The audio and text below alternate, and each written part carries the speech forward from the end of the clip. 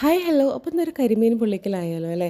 ഞങ്ങൾക്ക് ഇന്നൊരു ഗസ്റ്റ് വരുന്നുണ്ട്. അപ്പോൾ അവർക്ക് വേണ്ടിയിട്ടൊരു സ്പെഷ്യൽ റെസിപ്പിയായിട്ട് അമ്മച്ചിയുടെ തന്നെയാണ് റെസിപ്പിയും ആക്ഷനും ഡയറക്ഷനും എല്ലാ സംഭവവും. ഞങ്ങൾ ജസ്റ്റ് ഒരു സപ്പോർട്ടിങ് റോൾ മാത്രമേ ഉള്ളൂ. അപ്പോൾ കരിമീൻ നല്ലതുപോലെ കൈക്ക് ഉപ്പ് മഞ്ഞൾപ്പൊടി മുളക് പൊടി ഇട്ട് കുറച്ച് നേരം ഫ്രിഡ്ജിൽ വെച്ചിട്ട് ബാക്കി നമ്മൾ വെളിച്ചെണ്ണയിൽ ഒന്ന് വറുത്ത് കോരി വെക്കുവാണ്. ചെറുതാക്കിയിട്ടേ വറുക്കുന്നുള്ളൂ കേട്ടോ.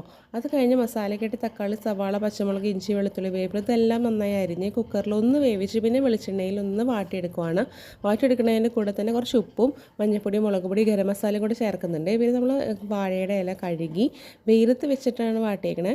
അതിന് ശേഷം നമ്മൾ അതിൻ്റെ മേലെ കുറച്ച് മസാല ഇട്ട് ഒരു മീൻ വെച്ച് വീണ്ടും മസാല ഇട്ട് കുറച്ച് കുരുമുളക് പൊടിയും കൂടെ വെതറിയിട്ടിട്ട് നല്ലത് വെന്തസായി അടച്ച് കെട്ടുപൂട്ടി നമ്മുടെ എന്താ പറയുക ഈ വാഴയിലയുടെ തന്നെ ഒരു വള്ളിയെടുത്ത് കെട്ടുവാണ് ചെയ്തേക്കണം. എന്നിട്ട് ഫ്രൈങ് പാനിൽ കുറച്ച് വെളിച്ചെണ്ണ ഒഴിച്ച് ഇത് തിരിച്ചു മറിച്ചും ഒന്ന് മൊരിയിച്ചെടുക്കുകയാണ് മൂടി വെച്ചിട്ട്.